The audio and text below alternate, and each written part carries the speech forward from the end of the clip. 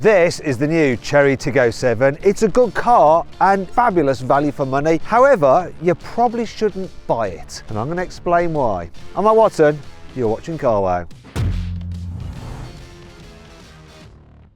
Visually, the Tiggo 7 is a little bit like a wedding band because it does covers of lots of different other cars. The grille and the headlights, like that, of an Audi Q7. Then this chrome strip running across the roof and the roof bar are like a Vauxhall Grandland X. This part of it is like a Lexus LBX. Then if you look at these bits at the rear, remind me of a BMW X6, and that continues inside because the dash is like the old X6 and the infotainment screens are like the new X6, and finally they're keeping the German theme going with a door panel which is very similar to a Mercedes. Yeah, overall it looks fine, but it doesn't look quite as cool as the JQ7. I think JQ just kept it simple. They copied one car, the Range Rover, and it did the job. You can get this car with a 1.6 litre turbo petrol with 147 horsepower, or as a 1.5 litre plug-in hybrid with 204 horsepower. Can you guess what this car is? Any ideas? It's very subtle. Now this better be quick because bizarrely it's making some bold claims. Look, never seen this on a car before. Performance there, and on the other side there. So is it quick? Let's find out. I'm going to time it from 0 to 60 miles an hour. Here we go. 3, 2, 1, floor it. That was a massive delay off the line. But it's going now and it's pulling quite hard.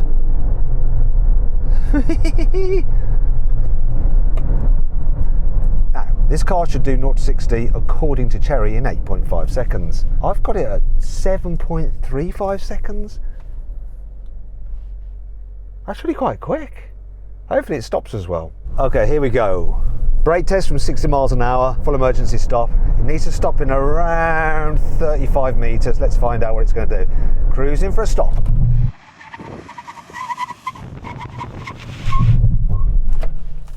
That felt good. 34 metres, impressive. However, not everything is impressive about this car. The Chinese are masters at building cars that make you look at them and go, looks quite expensive. How did they build it so cheaply? But if you look closely, the car does betray itself. I've not seen a car where you can see the exhaust from the side like that, apart from maybe G-Wagon, though that's a styling thing, that isn't. Then some of the trim doesn't fit properly. Look at that, it's not snug. And if you look really closely, look at this. It's like it's not finished. It's almost as if it's been in a rear end shunt. It hasn't, it's the same on the other side. This is how they come out the factory. But this is the worst thing, watch this. Look at the boot when I shut the door. It's moving, what's that all about?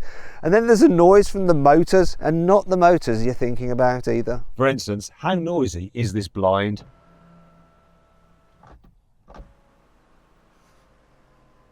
There's the electric windows. Those motors are really noisy. That's the worst one, listen to this. Not great. There are some other annoying things about this car. For instance, the rear wiper, look at the size of that, tiny. Oh.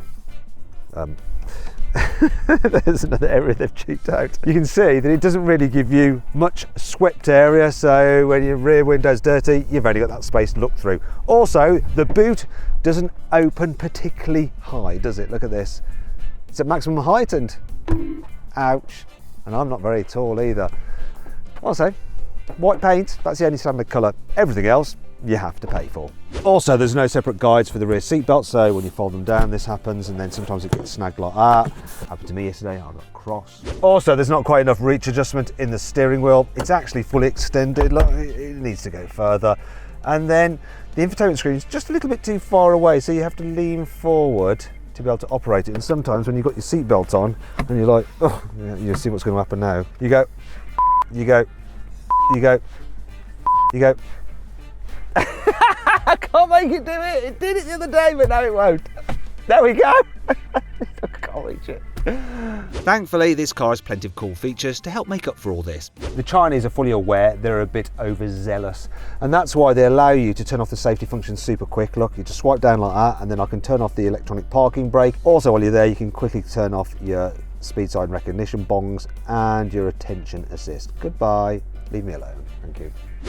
Also, unlike with other hybrids, you don't have to press a button to turn them off. You get out, automatically cuts.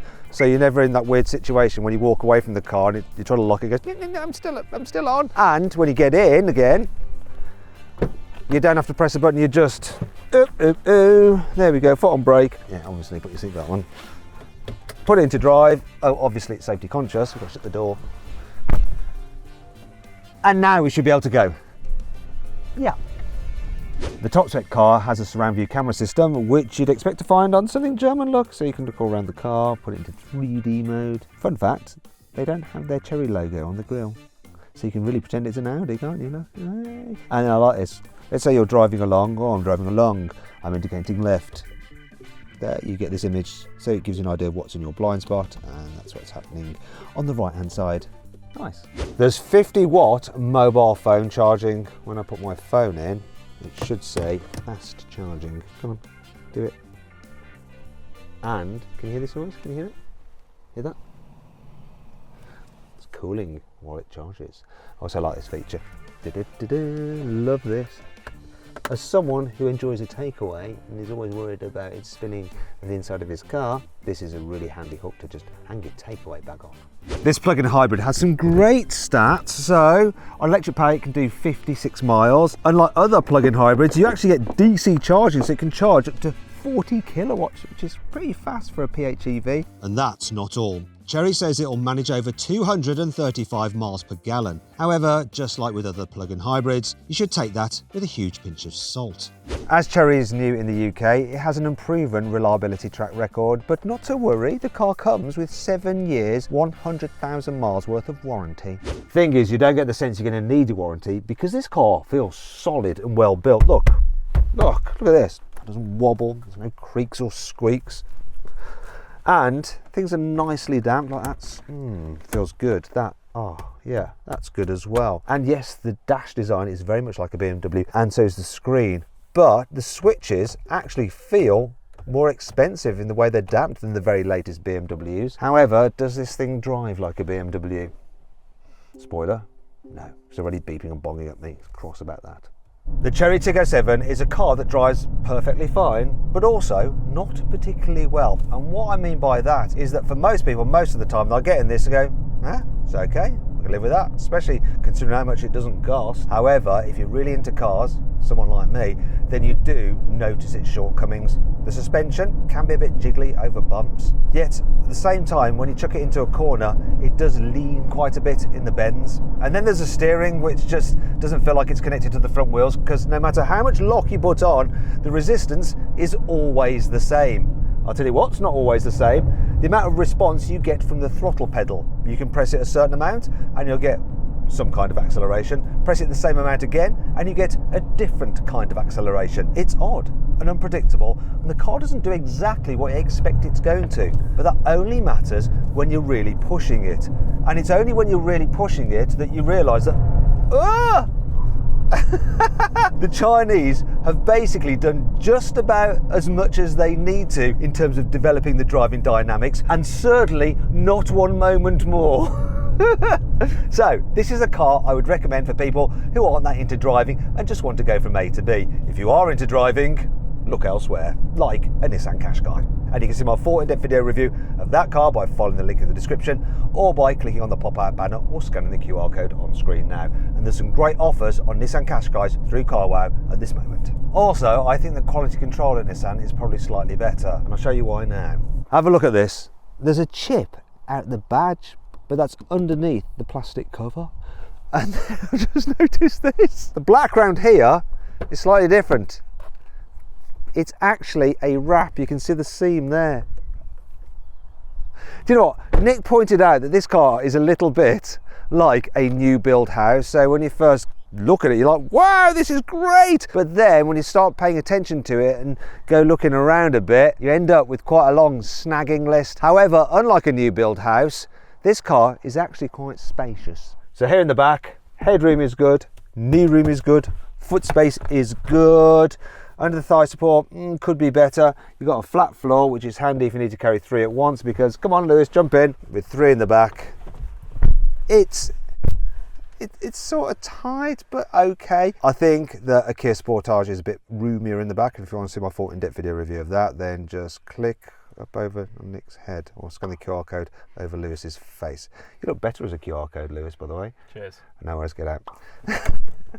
And what's interesting about this is there's some cheap plastics here in the back. That is really cheap. That feels like a prototype, and this here is cheap as well. I don't know why, but it's going to be kids in the back. They're going to have their mobile devices, and yet you give them a single old-fashioned USB. Not ideal. If you're carrying really young children, you've got your ISOFIX anchor points there, and I fit a child seat to it. It's actually all right, though. The bulky ones are a bit more problematic because of the way that pops out there like that.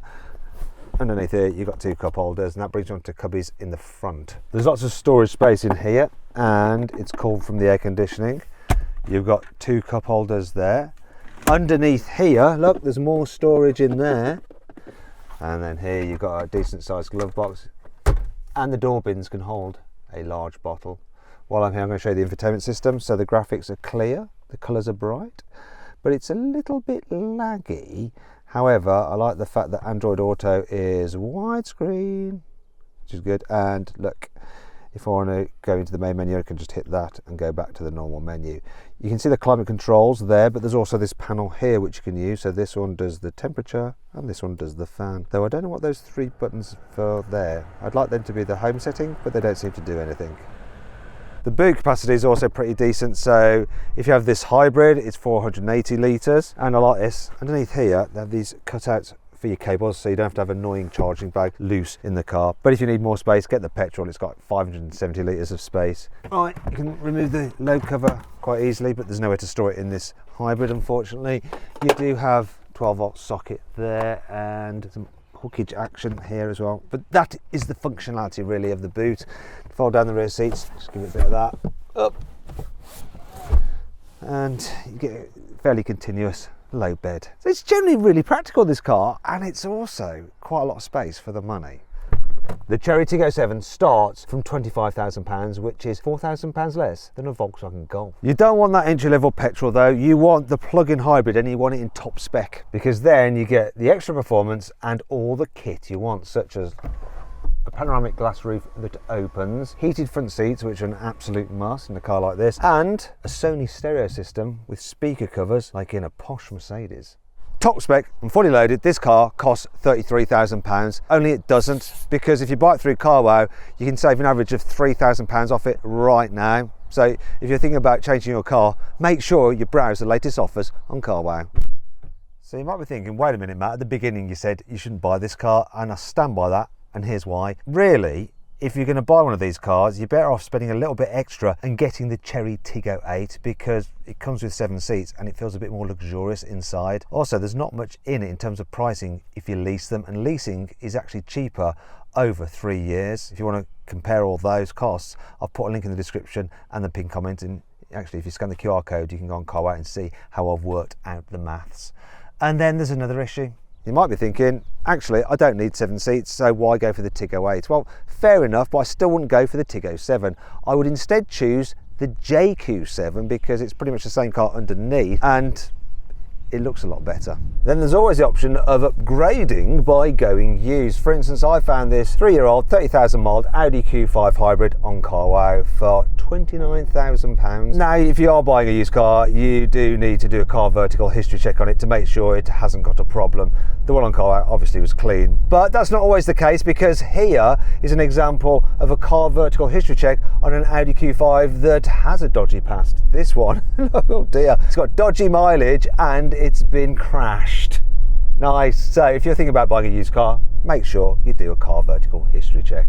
You can use the link in the description of this video, and make sure you use the code CARWOW for 20% off. You're welcome.